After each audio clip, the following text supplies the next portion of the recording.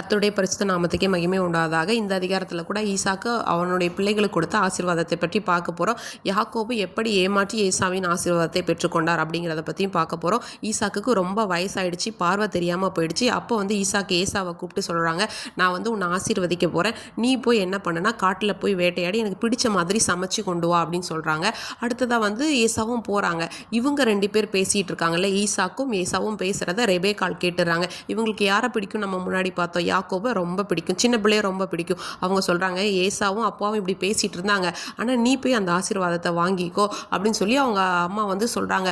யாக்கோபுக்கு ஒரே பயமாயிடுது. அவர் கேட்குறாரு, நீங்கள் சொல்கிறதெல்லாம் சரிதாம்மா, ஆனால் அம்மா அண்ணாக்கு நிறைய முடி இருக்கும், ஆனால் எனக்கு முடியலையே, ஒருவேளை அப்பா என்னை தடவி பார்த்து கண்டுபிடிச்சிட்டாங்க அப்படின்னா நான் சாபத்தை தானே பெற்றுக்கொள்வோம், ஆசீர்வாதத்தை பெற்றுக்கொள்ள முடியாதுன்னு சொல்கிறாங்க. உடனே அம்மா சொல்கிறாங்க, ரெபேக்காள் நீ அதை பற்றி கவலைப்பட வேண்டாம், நான் பார்த்துக்கிறேன்னு சொல்லிட்டு அவங்க என்ன பண்ணுறாங்க, மந்தையிலேருந்து ஆட்டுக்குட்டி அப்படின்னு சொல்லி ஈசாக்கு என்ன பிடிக்கும்னு ரெபேக்காவுக்கு நல்லாவே தெரியும். அது மாதிரி நல்லா சமையல்லாம் பண்ணிட்டு என்ன பண்ணுறாங்கன்னா, இப்போ யாக்கோபை ரெடி பண்ணுறாங்க. எப்படி ரெடி பண்ணுறாங்கன்னா, அந்த ஆட்டுக்குட்டிகளோட தோல் எல்லாம் இருக்குல்ல, அதெல்லாம் அவங்க கையில் கழுத்துல எல்லாம் போட்டு விடுறாங்க. அடுத்து ஏசாவோட ட்ரெஸ்ஸு வஸ்திரத்தை எடுத்து அவன் மேலே போட்டு விட்டு என்ன பண்ணுறாங்கன்னா, நீ போ அப்பா கிட்டேன்னு சொல்லிட்டு இவரும் போகிறாரு. போயிட்டோன்னே அப்பான்னு கூப்பிட்டோன்னே ஏசாவான்னு கேட்குறாங்க. ஆமான்னு சொல்கிறாரு யாக்கோபு. அப்போ ஈசாக்கு கேட்குறாங்க, உனக்கு எப்படி இவ்வளோ சீக்கிரம் கிடச்சிதுன்னு சொன்னதுக்கப்புறம் யாக்கோபு சொல்கிறார், உங்கள் கர்த்தர் தான்ப்பா எனக்கு கொடுக்க பண்ணார், பண்ணுறதை ஏமாத்து வேலை, ஆனால் ஏசப்பாவை தான் கொடுத்தாரு அப்படின்னு சொல்லி போய் சொல்கிறாங்க.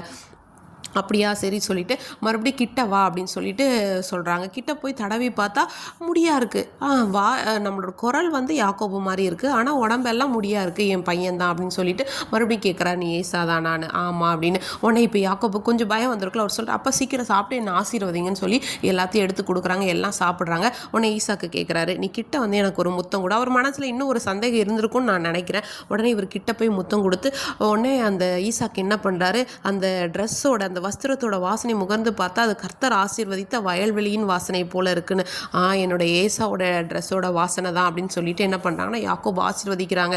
எப்படிலாம் ஆசீர்வதிக்கிறாங்க, வானத்து பனியை கொடுப்பார், பூமியின் கொழுமை கொடுப்பார், ஜாதிகள் உன்னை வணங்குவாங்க, தாயின் பிள்ளைகள் உன்னை வணங்குவாங்க, திராட்சரசம் தானியம் எல்லாமே இருக்கும், நல்லா ஆசீர்வதித்து அனுப்பிடுறாங்க. இதெல்லாம் முடிச்சதுக்கப்புறம் யாக்கோபு போயிடுறாரு. அடுத்து ஏசா என்ன பண்ணுறார், ரொம்ப டயர்டாகி நல்லா வேட்டையாடி அப்பாவுக்கு பிடிச்ச மாதிரி பார்த்து சமைச்சு கொண்டு அப்பான்னு கூப்பிடுறாங்க. நீ யாரும் கேட்குறாங்க, நான் தான் இப்போ ஏசா வந்திருக்கேன்னு சொன்னேன். அப்படியே ஈசாக்கு என்ன பண்ணுறாங்க, ரொம்ப நடுங்கி போயிட்டாங்க. இப்போ தானே யாரோ என்னோட ஆசீர்வாதத்தில் வாங்கிட்டு போனான், உன் சகோதரன் தான் ஏமாற்றி எல்லாத்தையும் வாங்கிட்டு போயிட்டான்னு சொல்கிறான், நான் வர அதை சாப்பிட்டுட்டு அவனை ஆசீர்வதிச்சிட்டேனே, அவனே ஆசீர்வதிக்கப்பட்டவனாகவும் இருப்பான் அப்படின்னு சொன்ன உடனே ஏசாக்கு ரொம்ப கவலையாகி அவர் மனம் கசந்து அழுகுறாரு, சத்தமிட்டு அலறி அழுகுறாரு. அப்பா என்னையும் ஆசீர்வதிங்க, என் சகோதரன் இப்படி பண்ணிட்டானே, அவன் ஏற்கனவே சேஷ்ட புத்திர பாகத்தை ஏமாற்றி என்ன பண்ணிட்டாங்க, வாங்கிட்டாங்க, இதையும் வாங்கிட்டானேன்னு சொல்லி அவனுக்கு ரொம்ப கவலையாக இருக்குது. இந்த ஒரு ஆசீர்வாதம் தான் இருக்கா, எனக்கு வேறு எதுவுமே இல்லையா அப்படின்னு சொல்லிட்டு கேட்குறாங்க.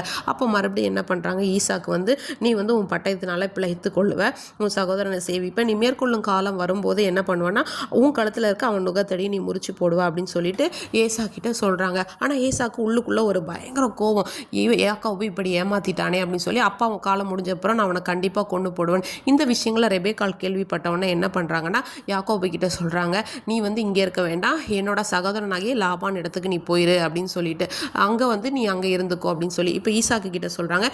யாக்கோபு அங்கே போய் பெண் கொள்ளட்டும், இந்த ஏத்தியின் குமாரத்தை ஏசா கல்யாணம் பண்ணதுனால எனக்கு மனசில் ரொம்ப வருத்தமாக இருக்குது அப்படின்னு சொல்கிறாங்க. அதே மாதிரி யாக்கோபும் அவங்களோட சகோதரத்துக்கு அடுத்த அதிகாரத்தில் அனுப்பி வைக்கப்படுகிறார். இன்றைக்கி கூட நம்ம வாழ்க்கையில் தேவனுக்கு பிரியமில்லாத விருப்பமில்லாத காரியங்களை ஒருவேளை நம்ம அறியாமல் செய்தோமானால் அதை விட்டு விடும்போது கர்த்தர் நம்மை ஆசீர்வதித்து உயர்த்த வல்லவராக இருக்கிறார்.